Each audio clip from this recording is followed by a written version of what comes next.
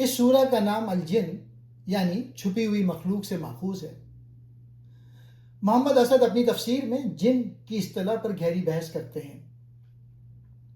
ان کے نزدیک یہ لفظ اکثر ایسی قوتوں یا مخلوقات کے لیے استعمال ہوتا ہے جو انسانی حواس سے چھپی ہوئی ہیں، یا بعض اوقات یہ ان اجنبی انسانوں کے لیے بھی استعمال ہوا ہے جو وحی کے پیغام سے نا واقف تھے۔ کلام الہی کا اثر، آیت 1 سے 2 تک۔ سورہ کا آغاز اس واقعے سے ہوتا ہے کہ جنوں کی ایک جماعت نے قرآن سنا اور پکار اٹھے، بے شک ہم نے ایک عجیب قرآن سنا ہے جو ہدایت کی راہ دکھاتا ہے، پس ہم اس پر ایمان لے آئے۔ اصل یہاں واضح کرتے ہیں کہ حق کی آواز اتنی طاقتور ہے کہ وہ ان مخلوقات یا انسانوں کو بھی متاثر کر لیتی ہے جو بظاہر حق کے دائرے سے دور نظر آتے ہیں۔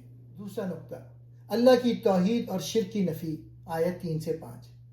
جنہوں نے اعتراف کیا کہ اللہ کی کوئی بیوی یا بیٹا نہیں ہے، اور جو لوگ اللہ کے بارے میں ایسی باتیں کرتے ہیں وہ جاہل ہیں۔ محمد اسد کے مطابق یہ آیت ہر قسم کی توہین پرستی اور شرک کا خاتمہ کرتی ہے، چاہے وہ انسانوں میں ہو یا نادیدہ مخلوقات کے تصورات میں۔ تیسرا نقطہ، انسانوں اور جنوں کا تعلق، آیت 6۔ اور یہ کہ انسانوں میں سے کچھ لوگ جنوں میں سے کچھ لوگوں کی پناہ مانگا کرتے تھے، جس سے ان کی گمراہی اور تکبر میں اضافہ ہوا۔ محمد اسد اس کی تشریح یوں کرتے ہیں کہ جب انسان غیب کی قوتوں یا توہمات یعنی سپرسٹیشنز کا سہارا لیتا ہے تو اس کی اپنی عقل اور ایمان کمزور ہو جاتے ہیں اور وہ خوف و ہراس کا شکار ہو جاتا ہے۔ چوتھا نقطہ، غیب کا علم صرف اللہ کے پاس ہے، آیت 26 سے 28۔ سورہ کے آخر میں واضح کیا گیا ہے کہ غیب کا علم صرف اللہ کے پاس ہے اور وہ اپنے پسندیدہ رسولوں کے سوا کسی پر غیب کے دروازے نہیں کھولتا۔ اسد یہاں اس بات پر زور دیتے ہیں کہ کوئی جادوگر، نجومی یا خود ساختہ پیر غیب کا علم نہیں رکھتا۔